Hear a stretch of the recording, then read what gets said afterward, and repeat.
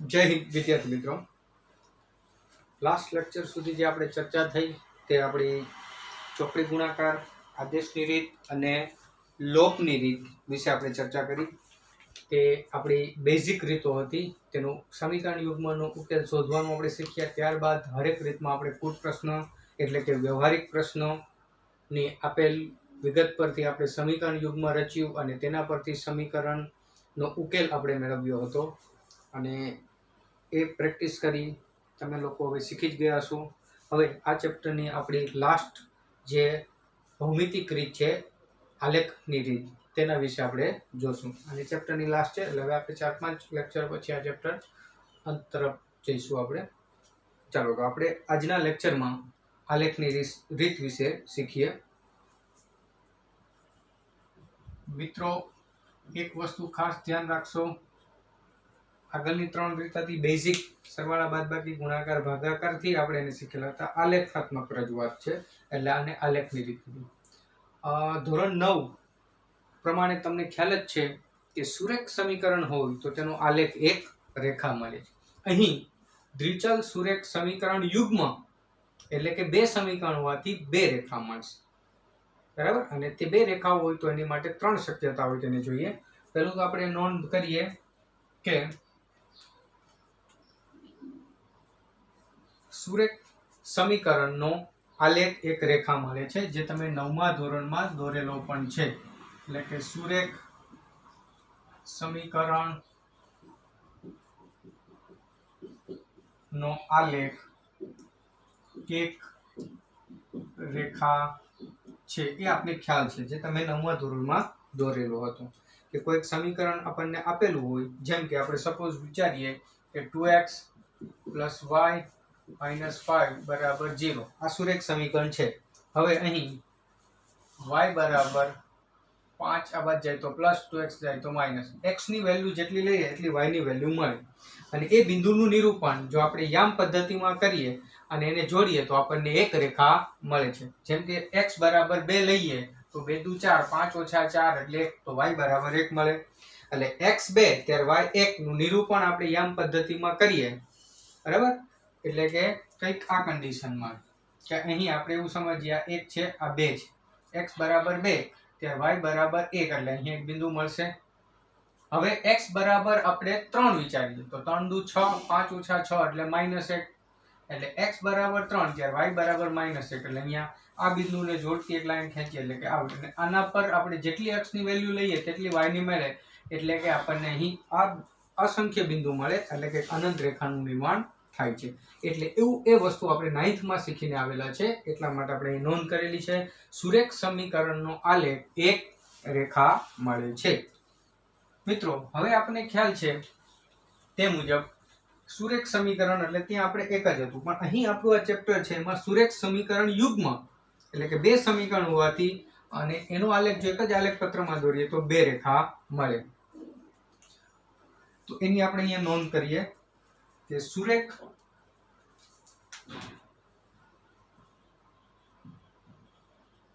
સમીકરણ યુગ્મ સુરેખ સમીકરણ યુગ્મમાં 2 સમીકરણો હોવાથી, સુરેખ સમીકરણ યુગ્મ એટલે 2 સમીકરણ હોવાથી એક જ આલેખ પત્ર પર 2 રેખા મળે।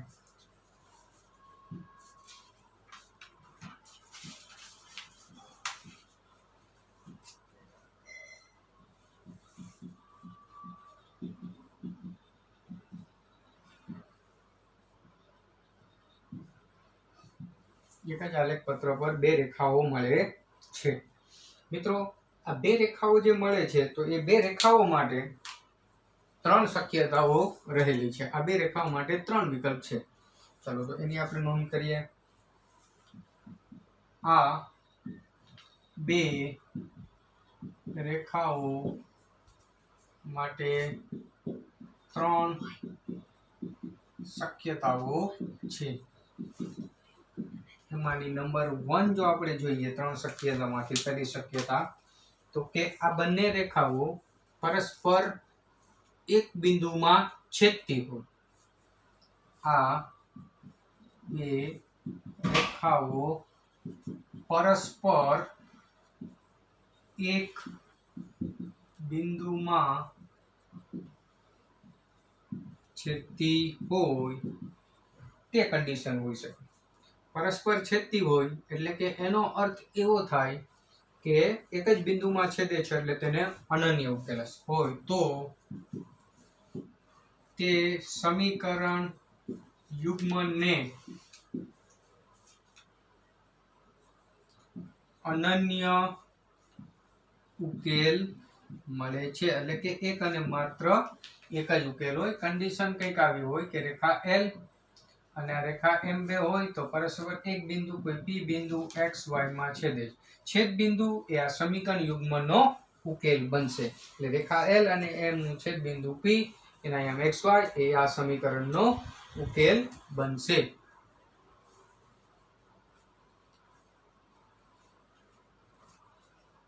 ચાલો ત્યારબાદ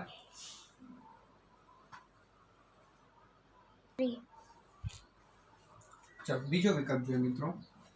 ત્રણ શક્યતા પૈકી બીજી શક્યતા આપણે જો જોઈએ એમની તો બે રેખાઓ પરસ્પર સમાંતર હોય તો તે સમીકરણ યુગ્મને ઉકેલ નથી. બે રેખાઓ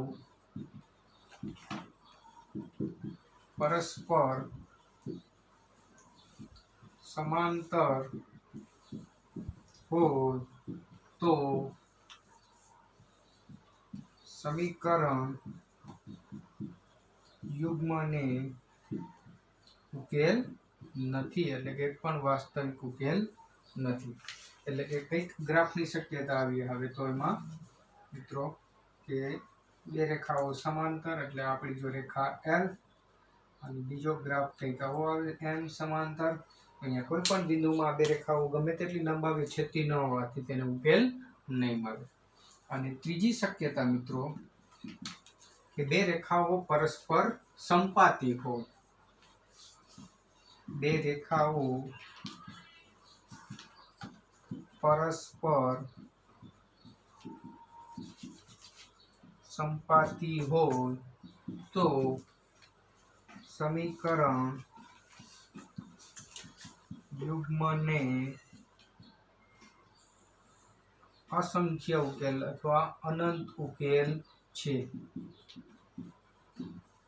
એનો અર્થ એવો થાય મિત્રો સંપાતી એટલે કે બંને રેખાના બિંદુઓ એક જ લાઈનમાં આવતા હોય. એટલે કે રેખા L પર જ રેખા M સમાયેલી હોય તો તે રેખાઓને સંપાતી રેખાઓ કહેશું. મિત્રો આ આપણે જ્યારે આગળ બેઝિક રીતમાં જોયું ત્યારે આપણે કન્ડિશન મુજબ ખબર છે કે ત્રણ શક્યતા આવે અનન્ય ઉકેલ મળે, ઉકેલ નથી અથવા ઉકેલ અનંત. આલેખની રીતમાં પણ એ જ રીતે રહેવાનું કે ગ્રાફ જોઈને આપણે કહી શકશું જો ગ્રાફ પરસ્પર એક જ બિંદુમાં છેદતો હોય તો એને અનન્ય ઉકેલ, સમાંતર હશે તો એને એક પણ ઉકેલ નથી. અને જો સંપાતી રેખાઓ એટલે એક ઉપર જ બીજી રેખા હશે તો એ કન્ડિશનમાં એને અસંખ્ય ઉકેલ છે. એટલે કે સમીકરણ યુગ્મની કન્ડિશન જોશું આપણે કે a1/a2 not equal to b1/b2 તો આપણે તરત કહી શકશું કે એમનું ગ્રાફ એકબીજીને એક બિંદુમાં છેદતો રેખા મળશે. એ જ રીતે બીજું કોઈ એક સમીકરણ યુગ્મ છે એમાં a1/a2 બરાબર b1/b2 does not equal to c1/c2 તો તરત જ આપણે કહી શકશું કે તેમનો ગ્રાફ કેવો છે તો કે બે સમાંતર રેખા મળશે. તે જ રીતે જો મિત્રો બે સમીકરણ યુગ્મના ગુણોત્તર a1/a2 બરાબર b1/b2 બરાબર જો c1/c2 હશે તો તેનો ગ્રાફ સંપાતી રેખા મળશે. એટલે કે આપણે સમીકરણ યુગ્મને જોઈને જ કહી શકશું કે કેવો એનો ગ્રાફ મળે છે. તમે પણ સમજી શકો છો. એટલે કે અહીં ચેપ્ટરની શરૂઆતમાં આપણે જે ગુણોત્તર જોયા હતા 3 ઉકેલ માટેની 3 શક્યતા એ દરેક રીતને લાગુ પડી. આદેશમાં પણ એ જ, લોપની રીતમાં પણ એ જ, ચોકડી ગુણાકારમાં એ જ, અને એ જ વસ્તુ અહીં આપણને આલેખની રીતમાં પણ લાગુ પડશે. એટલે કે ઉકેલ માટેની શક્યતાની કન્ડિશન તો આપણે યાદ રાખવાની રહેશે. મિત્રો બીજો એક પ્રશ્ન ઘણી વખત આવે આપણને, ગ્રાફ દોરો અને આપેલ સમીકરણ યુગ્મ સુસંગત છે કે નહીં તે જણાવો. બરાબર, નીચે આપેલ સુરેખ સમીકરણ યુગ્મ પરથી તેનો ગ્રાફ દોરો અને સમીકરણ યુગ્મ સુસંગત છે કે નહીં તે જણાવો. તો સમીકરણ યુગ્મ સુસંગત ક્યારે કહેવાશે? તો કે જે દ્વિચલ સુરેખ સમીકરણ યુગ્મને ઓછામાં ઓછો એક ઉકેલ હોય તેવા સમીકરણ યુગ્મને સુસંગત કહેવાય. ઓછામાં ઓછો એક એટલે તો કે એક અને એક કરતા વધારે. એટલે એનો અર્થ એવો કે બે છેદતી રેખા હોય તો એ સુસંગત છે, અનંત ઉકેલ છે તો એ સુસંગત, પણ આ કન્ડિશનમાં એ સુસંગત નથી. બરાબર છે મિત્રો? તો એ વસ્તુ પણ આપણે અહીં નોંધી લઈએ કે કોને સુસંગત આપણે કહીશું. તો સીધું છે કે જે દ્વિચલ સુરેખ સમીકરણ યુગ્મને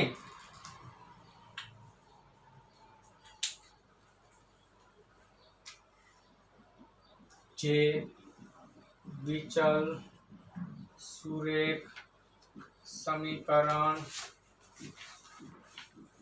યુગ્મને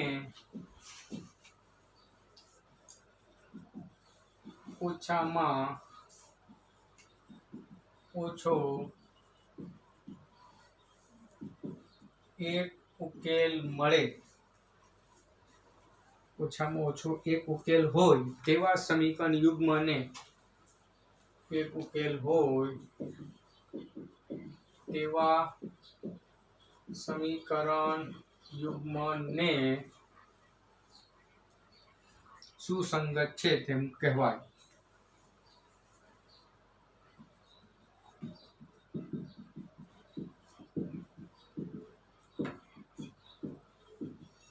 બરાબર મિત્રો? એટલે કે જેને અનન્ય ઉકેલ હોય, અનંત ઉકેલ હોય તેવા બધા જ સમીકરણ યુગ્મ સુસંગત, કેમ કે એક ઉકેલ છે અથવા અસંખ્ય ઉકેલ છે, ઓછામાં ઓછો એક ઉકેલ જોઈએ.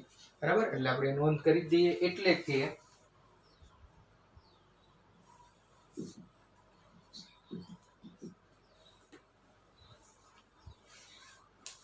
અનન્ય કે અનંત ઉકેલ વાળા સમીકરણ યુગ્મ, એટલે કે અનન્ય કે અનંત ઉકેલ વાળા સમીકરણ યુગ્મ સુસંગત છે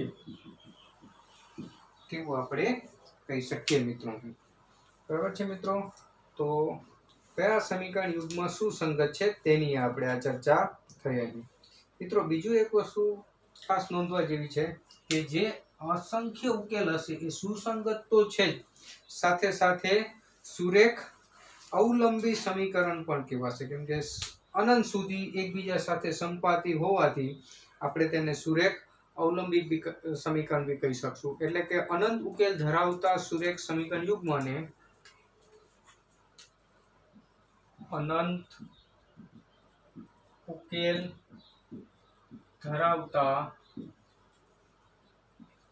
સુરેખ સમીકરણ યુગ્મને આપણે બીજું કયું નામ હમણાં જે વિચારેલું છે તે પ્રમાણે, તો કે અનંત ઉકેલ ધરાવતા સુરેખ સમીકરણ યુગ્મને સુરેખ અવલંબી સમીકરણો પણ કહેવાય છે. સુરેખ અવલંબી સમીકરણો પણ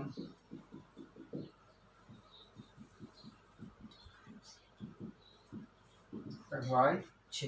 એટલે કે અનંત ઉકેલ વાળા સમીકરણ એ સુસંગત તો છે, સાથે સાથે સુરેખ અવલંબી સમીકરણ પણ છે.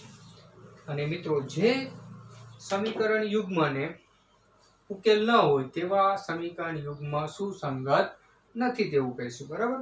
એટલે કે જે સમીકરણ યુગ્મને ઉકેલ નથી તેવા સમીકરણ યુગ્મ સુસંગત નથી. ટૂંકમાં વિદ્યાર્થી મિત્રો કે જેને અનન્ય ઉકેલ છે, જેને અનંત ઉકેલ છે તે સુરેખ સમીકરણ યુગ્મ સુસંગત છે, જેને ઉકેલ નથી તે સુસંગત નથી. અને આ જે અનંત ઉકેલ છે તે સુસંગત બી છે અને સુરેખ અવલંબી પણ કહી શકાય. એટલે આપણે 1 માર્કના પ્રશ્ન કે કેટલાક દાખલાના પ્રશ્નના જવાબ માટે આપણને આ મુદ્દા કામ લાગશે. એટલે આને આપણે એક વખત થોડા ધ્યાનથી જોઈ જશો અને આને આપણે નોટ ડાઉન પણ કરવાના રહેશે, જેમની પીડીએફ પણ તમને આપી દેવામાં આવશે. એટલે એ પ્રમાણે નોટમાં તમારે નોંધવા પડશે અને આને યાદ રાખવા પડશે. ધ્યાનથી વાંચો તો સિમ્પલ સરળ છે કે અહીં સુરેખ સમીકરણ યુગ્મ હોય, એક સમીકરણ યુગ્મ તો એક રેખા, બે સમીકરણ યુગ્મ એક જ આલેખ પત્ર પર દોરીએ તો બે રેખા. બે રેખા વિશે 3 શક્યતા: કા એક બિંદુમાં છેદે, સમાંતર હોય અથવા તો અસંખ્ય બિંદુમાં છેદે યાની કે સંપાતી હોય. જો એક જ બિંદુમાં છેદે તો એને અનન્ય ઉકેલ, સમાંતર હોય તો ઉકેલ નથી અને સંપાતી હોય તો અનંત ઉકેલ. આ ખાસ ધ્યાન રાખવાનું રહેશે. બરાબર, છેદતી હોય તો જે છેદ બિંદુ એક ઉકેલ એટલે અનન્ય એટલે એક અને માત્ર એક. અહીંયા કોઈ પણ બિંદુમાં છેદતું નથી એટલે ઉકેલ નથી, અને અસંખ્ય ઉકેલ એટલે કે બધા જ બિંદુ કોમન છે. બરાબર, એટલે બે રેખા માટેની 3 શક્યતા સિમ્પલ છે. પરસ્પર એક બિંદુમાં છેદે તો અનન્ય ઉકેલ, પરસ્પર સમાંતર હોય તો ઉકેલ નથી, પરસ્પર સંપાતી તો અનંત ઉકેલ. ક્યારે સુસંગત છે ને ક્યારે નથી તે પણ આપણે સારી રીતે સમજેલા છીએ મિત્રો.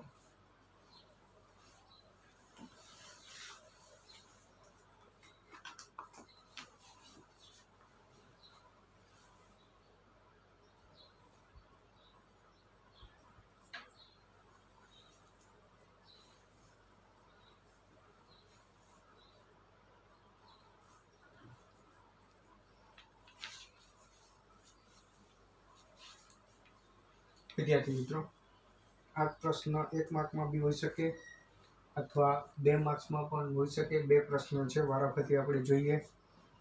પ્રથમ છે કે નીચેના સુરેખ સમીકરણ યુગ્મથી બનતી રેખાઓ બિંદુમાં છેદે કે સમાંતર છે, બિંદુમાં એટલે કે એક બિંદુમાં છેદે કે સમાંતર છે અથવા સંપાતી છે તેમ A1/A2, B1/B2, C1/C2 ગુણોત્તરની તુલના કરીને, એટલે ગ્રાફની મદદ વગર આપણે નક્કી કરવાનું છે.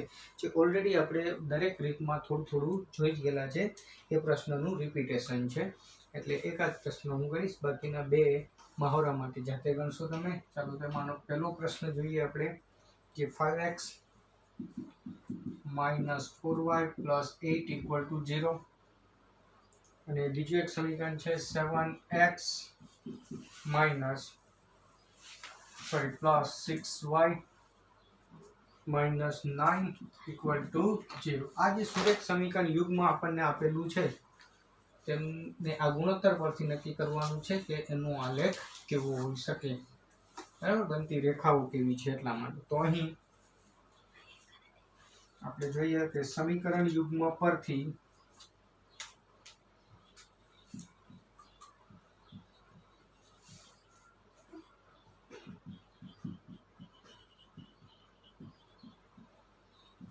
A1 B1 C1 A2 B2 C2 પ્રમાણિત રૂપતા સરખાવતા, તો કે A1 = 5, B1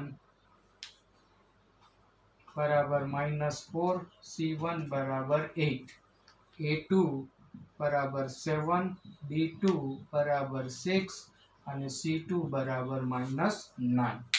બરાબર મિત્રો, તો હવે આ ગુણોત્તર આપણે શોધીએ તો કે A1/A2 = 5/7, B1/B2 -4/6, 2 × 4, 3 × 6, 2 કેન્સલ તો -2/3.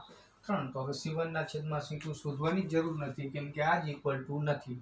એટલે કે અહીં A1/A2 not equal to B1/B2 હોવાથી સમીકરણ યુગ્મને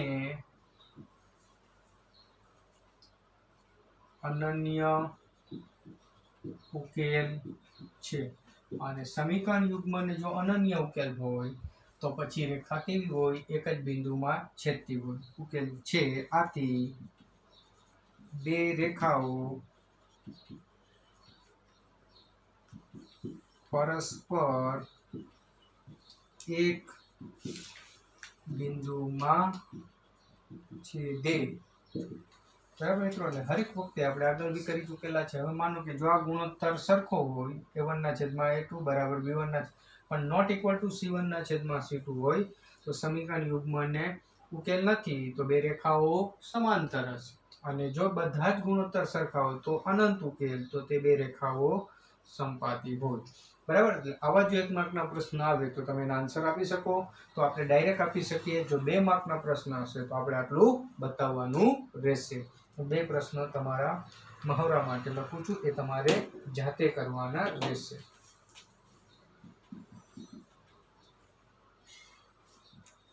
(9x + 3y + 12 = 0). અને બીજું એની સાથેનું સમીકરણ યુગ્મ જે છે તે આપણે 18x એટલે કે 18x + 6y + 24 = 0. બરાબર, હવે આમનો તમે તમારી રીતે ગુણોત્તર શોધીને ઉકેલ કેવો છે તે નક્કી થશે ને ત્યારબાદ ગ્રાફ કેવો છે તે નક્કી કરી શકીએ. એ જ રીતે ત્રીજું એક સમીકરણ યુગ્મ આપણે વિચારીએ તો કે 6x -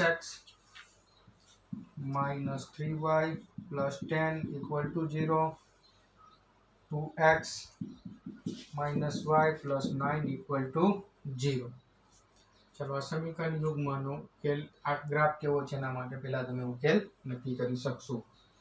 ચલો મિત્રો, હવે બીજો જે પ્રશ્ન છે કંઈક એના જેવો જ છે મિત્રો. અહીં પણ એ પણ સુરેખ સમીકરણ યુગ્મ સુસંગત છે કે સુસંગત નથી તે ગુણોત્તર A1 ના છેદમાં A2 બરાબર B1 ના છેદમાં B2 અને C1 ના છેદમાં C2 ની કિંમત પરથી નથી. તો હમણાં આપણે આગળ જોઈએ કેવા સમીકરણ સુસંગત કેવા છે, તો કે જેને ઉકેલ અનન્ય છે અથવા અસંખ્ય છે તે સુસંગત છે, બાકીના નથી. તો આ જ વસ્તુ કરવાની આવશે.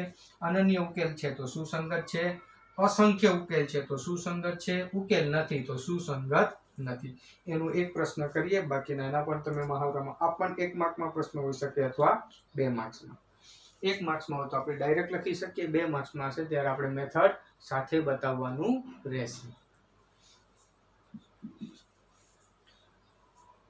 3x - 2x - 3y = 8. એ જ રીતે બીજું એક સમીકરણ છે 4x - 6y = 9. બરાબર મિત્રો, તો હવે અહીં આ સમીકરણ યુગ્મને પ્રમાણિત રૂપમાં લઈએ તો 2x - 3y - 8 બરાબર 0 અને 4x - 6y - 9 બરાબર 0. સમીકરણ યુગ્મ પરથી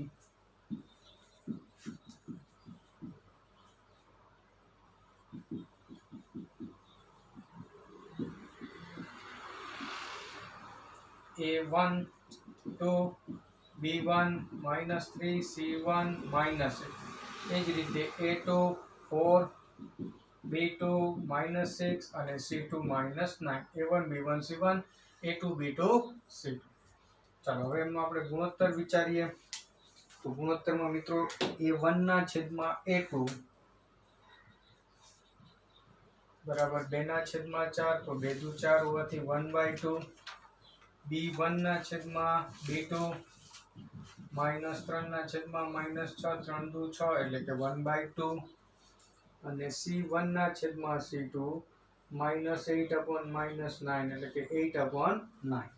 માટે A1 ના છેદમાં A2 બરાબર B1 ના છેદમાં B2 પણ બરાબર નથી C1 ના છેદમાં C2. આ 1/2 આ 1/2 અને 8/9. તો હવે તમે સમજી શકો છો. તો સમીકરણ યુગ્મને કેવો ઉકેલ છે, તો ઉકેલ નથી. ઉકેલ નથી તો તે સુસંગત છે કે નથી, તો કે નથી. એટલે આપણો આન્સર અહીં હોવાથી સમીકરણ યુગ્મને ઉકેલ નથી. અને સમીકરણ યુગ્મને ઉકેલ નથી તો પછી એનો અર્થ મિત્રો આથી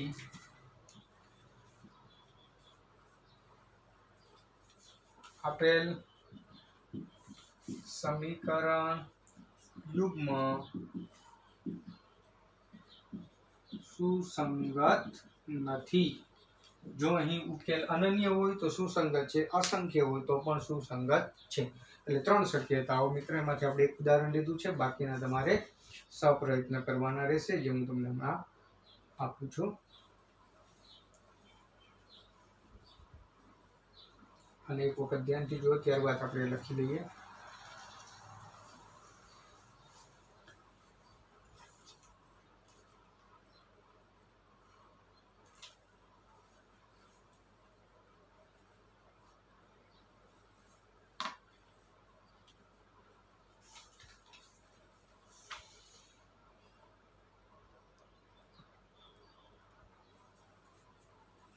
ચાલો મિત્રો, આ એક પ્રશ્ન જેવા જ બીજા 4 છે, જાતે કરવાના છે. 3x + 2y = 5, 2x - 3y બરાબર a1 ના છેદમાં a2, b1 ના છેદમાં b2 દેખાય છે. ઉકેલ નોટ ઇક્વલ ટુ છે, અનન્ય ઉકેલ તો સુસંગત છે.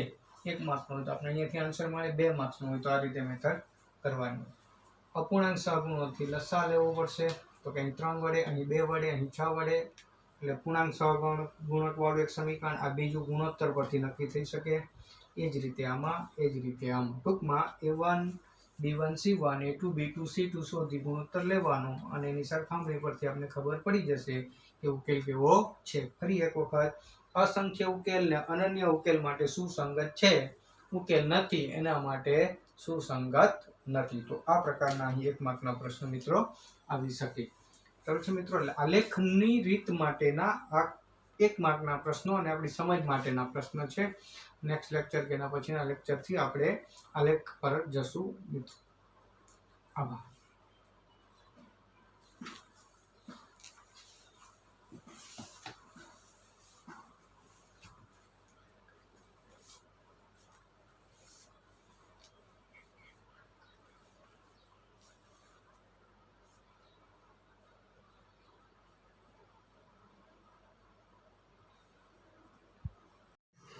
મિત્રો, ક્વેશ્ચન નંબર 3 જોઈએ આપણે.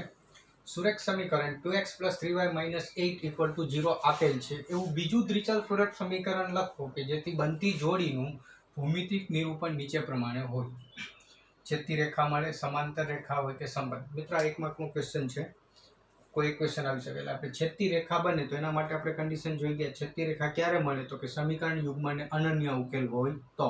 અને અનન્ય ઉકેલની શરત તો કે આપણે જાણીએ છીએ a1 ના છેદમાં a2 not equal to b1 ના છેદમાં b2. તો એવી કન્ડિશન પાલન થાય એવું આપણે બીજું સમીકરણ લખવાનું છે.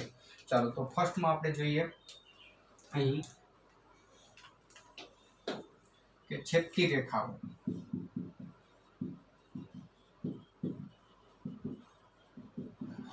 ચાલો થાય તેવું સમીકરણ જોઈએ છે. છેદતી રેખાઓ માટે સમીકરણ યુગ્મને અનન્ય ઉકેલ હોય તે માટેની શરત a1 ના છેદમાં a2 બરાબર નોટ ઇક્વલ ટુ b1 ના છેદમાં b2 હોવી જોઈએ. તો માટે આપેલ સમીકરણ યુગ્મ, તો કે આપણું સમીકરણ જે છે 2x + 3y - 8 બરાબર 0. તો એનું બીજું જે સમીકરણ યુગ્મ આપણે જોઈએ તે આન્સર આપણો કે 2x + 3y - અહીં એવું સમીકરણ લખવાનું, સુરેખ સમીકરણ કે જે a1 ના છેદમાં a2 not equal to b1 ના છેદમાં b2 કન્ડિશનનું પાલન કરે. તો અહીં 3x + 2y - 7 = 0. કોઈ બી આનો આન્સર એક ન હોઈ શકે, અનેક હોઈ શકે. કોઈ પણ સહગુણક આ ગુણોત્તરને આ ગુણોત્તર સરખો ન થાય તેવું કોઈ પણ સમીકરણ આપણે અહીં લખી શકીએ.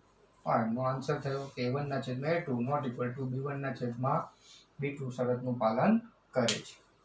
ચાલો મિત્રો, તે જ રીતે બીજી જે શરત છે આપણને આપેલી સમાંતર રેખાઓ, તો એમાં તમે જાણો છો સમાંતર રેખા માટે સમીકરણ યુગ્મને ઉકેલ ન હોય તે કન્ડિશન મુજબ ઉકેલ જોઈએ. તો સમાંતર રેખા માટે સમીકરણ યુગ્મને ઉકેલ ન હોય તે માટેની શરત સમાંતર રેખાઓ માટે સમીકરણ યુગ્મને ઉકેલ ન હોય તે માટેની શરત a1 ના છેદમાં a2 ઇક્વલ ટુ b1 ના છેદમાં b2 not equal to c1 ના છેદમાં c2 હોવી જોઈએ. ચાલો હવે આપેલ શરતનું પાલન થાય તેવો આપણો આન્સર આપણે વિચારીએ. આપેલ સમીકરણ 2x + 3y - 8 = 0. હવે આપણો જે આન્સર બનશે અહીં કે અહીં a1 ના છેદમાં a2 બરાબર b1 ના છેદમાં b2 હોવું જોઈએ, તો આપણે એવું પણ લખી શકીએ અહીં 2x + 3y - 7 = 0. a1 ના છેદમાં a2 1, b1 ના છેદમાં b2 1 અને c1 ના છેદમાં c2 8/7 જે નોટ ઇક્વલ. આના પણ અનેક આન્સર હોઈ શકે. ચાલો મિત્રો, થર્ડ કન્ડિશન આપણી સંપાતી રેખાઓ. સંપાતી રેખા માટે સમીકરણ યુગ્મને અનંત ઉકેલ મળે છે.